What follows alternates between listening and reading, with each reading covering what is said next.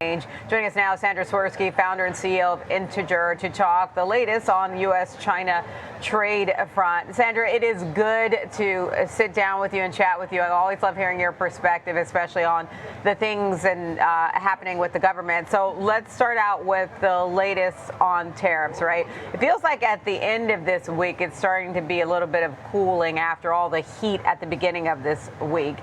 What's your take on where things stand between the U.S. and China?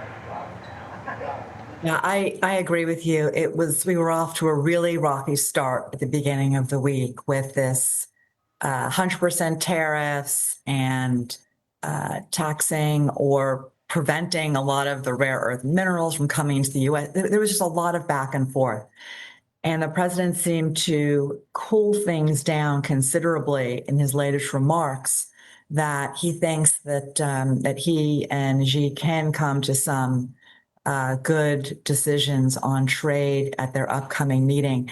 You know, I think that my take on all of this is that he saw the market volatility, he saw the instability as really threatening the afterglow of his historic Mideast accomplishment. So I think he wants to keep that going a little longer, and all of his tit for tat is not helping at all. In other words, continue to shoot for a series or aim for a series of wins here. Some say that all of, like the ratcheting up of rhetoric and then the pulling back is kind of just par for the course with President Trump, and it's part of just the way that he negotiates. What's your take on that?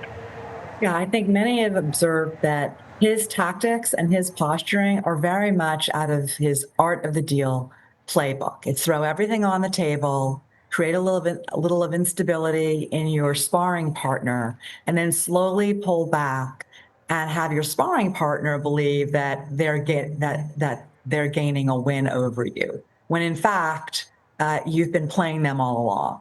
So yes, I do think that this is part of his posturing, part of how he negotiates.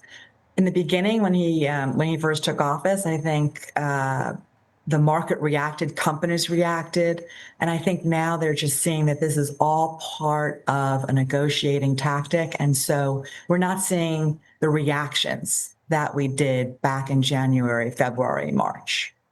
Let's talk a little bit about also where things started with China threatening to curb exports of rare earth minerals, and that obviously rattled a lot of different sectors in markets. And, we're at a place where, like, the U.S. needs China, China needs the U.S. for different reasons in different industries.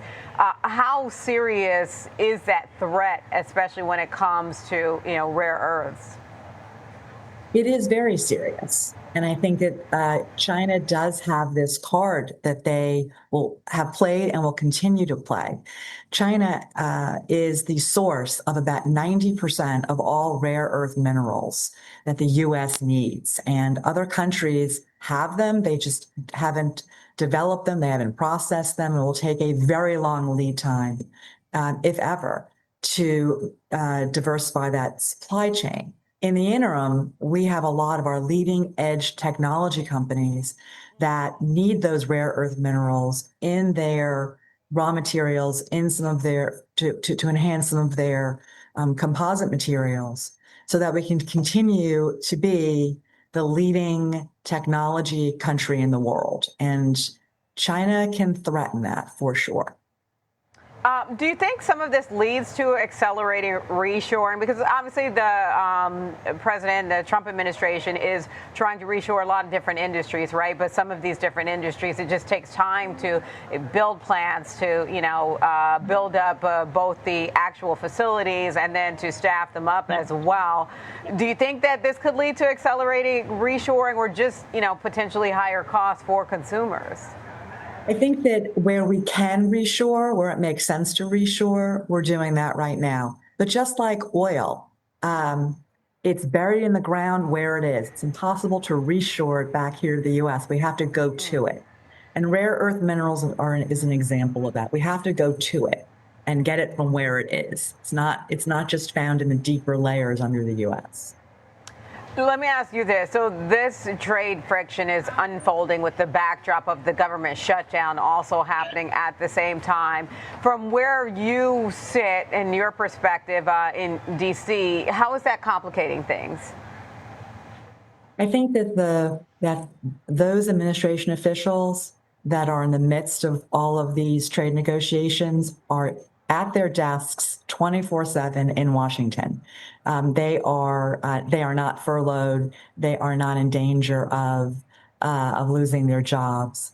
The administration has the right people at their desks in their seats working because he needs them right now. So I don't think that the furlough is bumping up against any of the important negotiations, global negotiations that the administration has underway right now. And then, Sandra, let me ask you this, big picture, what are you expecting and what do you think businesses and investors should be expecting from this upcoming meeting between President Trump and Xi?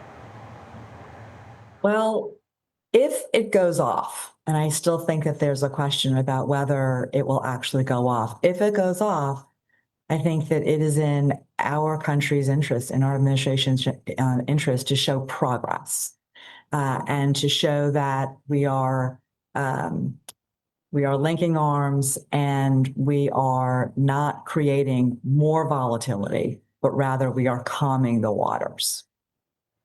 Okay, not creating more volatility, but rather calming the waters. And that certainly seems to be the case this morning from some of the comments that we saw from President Trump speaking on Fox about, the level of tariffs. And it just seems like the heat is coming off. Sandra, we'll leave our conversation there for today.